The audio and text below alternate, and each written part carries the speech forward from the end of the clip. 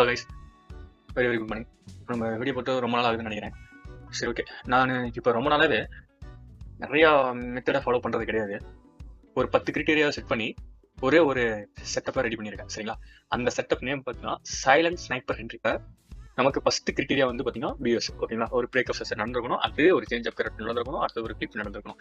இந்த 3 கிரிட்டீரியாவில் எது இருந்தாலும் சரி, ஏதோ ஒன்று இருக்கணும். சரிங்களா? அடுத்து செகண்ட் வந்து ஒரு ஆர்டர் பிளாக் இருக்கணும். மூணாவது வந்து ஒரு இன்பேலன்ஸ் இருக்கணும். இன்பேலன்ஸுங்கிறதும் எஃப்இஜிங்கிறதும் ஒன்று தான். சரிங்களா? நாலாவது பாயிண்ட் வந்து ஒரு ஹையை ஸ்வீப் பண்ணிருக்கணும். ஒரு ஹையை ஒரு லோவே ஸ்வீப் பண்ணிருக்கணும். அஞ்சாவது பாயிண்ட் இன்டியூஸ்மெண்ட் இருக்கணும். இன்டியூஸ்மெண்ட்டோ ஒரு லிக்விடிட்டி ஸ்வீப்போ இருக்கணும். சரிங்களா? இந்த இடத்துல வந்து அஞ்சாவது பாயிண்ட் இன்டியூஸ்மெண்ட் இருக்கணும், இல்லை லிக்விடிட்டி இருக்கணும். ஆறாவது பாயிண்ட் என்னன்னா ஒரு ப்ரீமியம்லையோ அல்லது டிஸ்கவுண்ட்லையோ இருக்கணும் மார்க்கெட். சரிங்களா? அடுத்தது வந்து இன்டர்னல் பிரேக், டாமினல் பிரேக். ஓகேவா? ஒரு மார்க்கெட்டு ஒரு ஓபியை மிட்டிகேட் பண்ணிருச்சு அப்படின்னா அந்த இடத்துல நம்ம என்ட்ரி பார்த்து எடுக்கணும். அந்த என்ட்ரி பார்த்து எடுக்கிறது தான் இன்டர்னல் பிரேக், டாமினல் பிரேக்.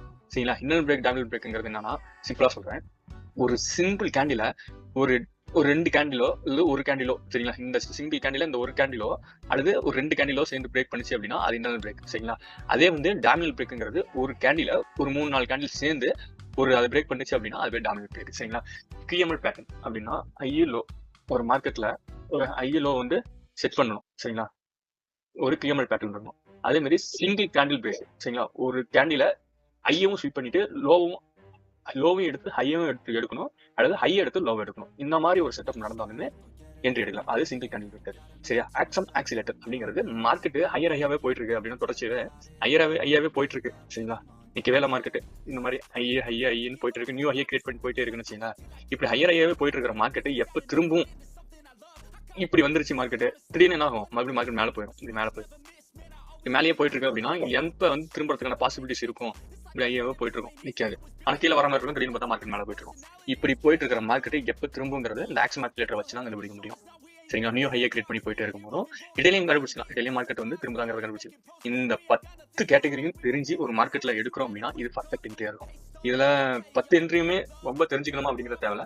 கண்டிப்பா வந்து ஒரு 7 பாயிண்ட் தெரிஞ்சா போதும். இன்னொரு பிரேக், டாமினல் பிரேக்குங்கிறது வந்து என்ட்ரி கன்ஃபார்ம் பண்ணிக்கிறது, மார்க்கெட் திரும்பாம இருக்கிறதுக்கு. இந்த சிங்கிள் கேண்டில்ங்கிறதும் நம்ம என்ட்ரி எடுத்த பின்னாடி நம்ம லாஸ் ஆகாம இருக்கிறதுக்காகவும் தான் யூஸ் பண்றது. Internal break, dominant break, single candle break, ஆக்சம் ஆக்சிலேட்டர். சரிங்களா? இந்த 3 பாயிண்டும். இந்த 7 பாயிண்ட் இல்லாம ஒரு மார்க்கெட்ல என்ட்ரி எடுத்தா கண்டிப்பா லாஸ்.